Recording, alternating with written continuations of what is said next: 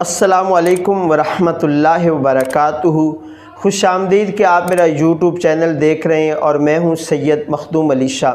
میرے معزز خواتین و حضرات، آج کی یہ ویڈیو خاص طور پہ ان حضرات کے لیے ہے کہ جو گراں فروش ہیں، چیزوں کو مہنگا کر کے بیچتے ہیں یا اس کے علاوہ حرام ذرائع سے مال حاصل کرتے ہیں۔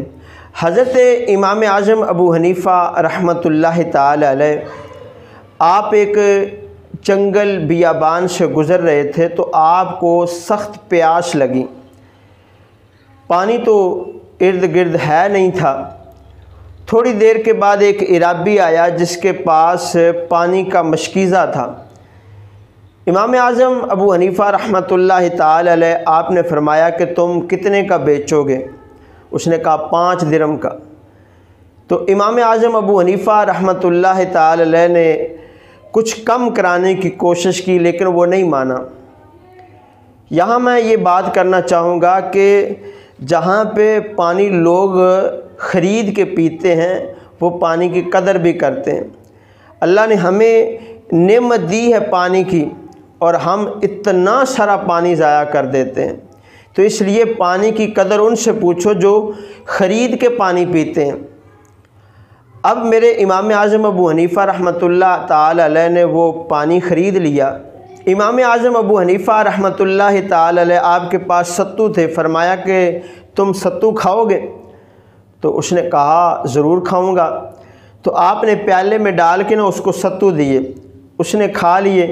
جب ستو کھا لیے تو اس کے بعد اس کو پھر پیاس لگ گئی۔ اب وہ شخص امام اعظم ابو حنیفہ رحمۃ اللہ تعالی علیہ سے کہتا ہے کہ ایک پیالہ تم کتنے کا دو گے؟ تو فرمایا کہ 5 درہم کا۔ اس نے کہنے لگا کہ نہیں، تھوڑا سا کم کریں، لیکن امام اعظم ابو حنیفہ رحمۃ اللہ تعالی علیہ نہیں مانے، تو اس کو 5 درہم میں ایک پیالہ جو ہے وہ خریدنا پڑا۔ تو اس طرح امام اعظم ابو حنیفہ رحمۃ اللہ تعالی علیہ آپ کو پانی بھی مل گیا اور آپ کے 5 درہم بھی مل گئے۔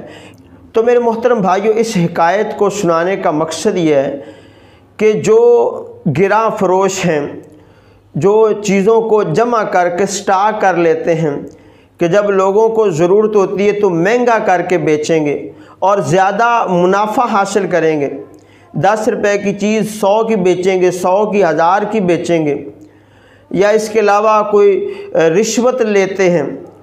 دنیا کے کسی بھی شعبے سے آپ تعلق رکھتے ہیں تو اگر آپ لوگوں کی مجبوری کا فائدہ اٹھائیں گے تو یاد رکھیے کہ آپ کی مجبوری کا فائدہ بھی اٹھانے والے موجود ہیں۔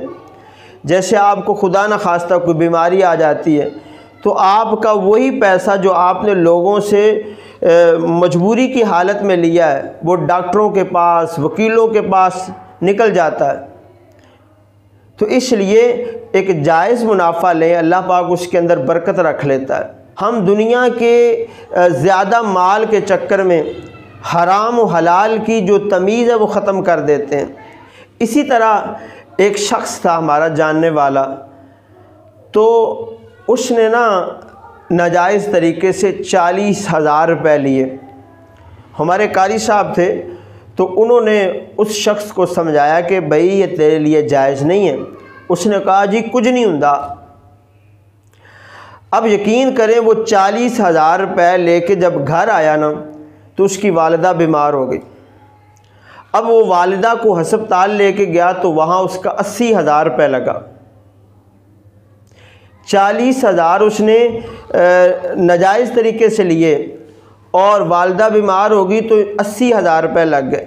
اب قاری صاحب نے سمجھایا کہ میں نے تجھ کو کہا تھا کہ یہ حرام کا پیسہ ٹکتا نہیں ہے۔ تو وہ کہنے لگا نہیں جی ہیگے سی تے لا دیتے نے نا منت میں کتھوں لاں دا۔ قاری صاحب کہنے لگے کہ اگر تیرے پاس پیسے نہ ہوتے تو تیری والدہ بھی کبھی بیمار نہ ہوتی۔ تو اس میں بھی ہمارے لیے خاص طور پہ پیغام ہے۔ تو خدارا لوگوں کی مجبوریوں کا فائدہ نہ اٹھائیں، لوگوں کے لیے آسانیاں پیدا کریں، اللہ آپ کے لیے آسانیاں پیدا کرے گا۔ اسی وجہ سے کہتے ہیں کر بلا ہو بلا، جیسا کسی کے ساتھ کرو گے ویسا تمہارے ساتھ ہوگا۔ اللہ پاک آپ سب کا حامی و ناصر ہو۔ جزاک اللہ خیرہ۔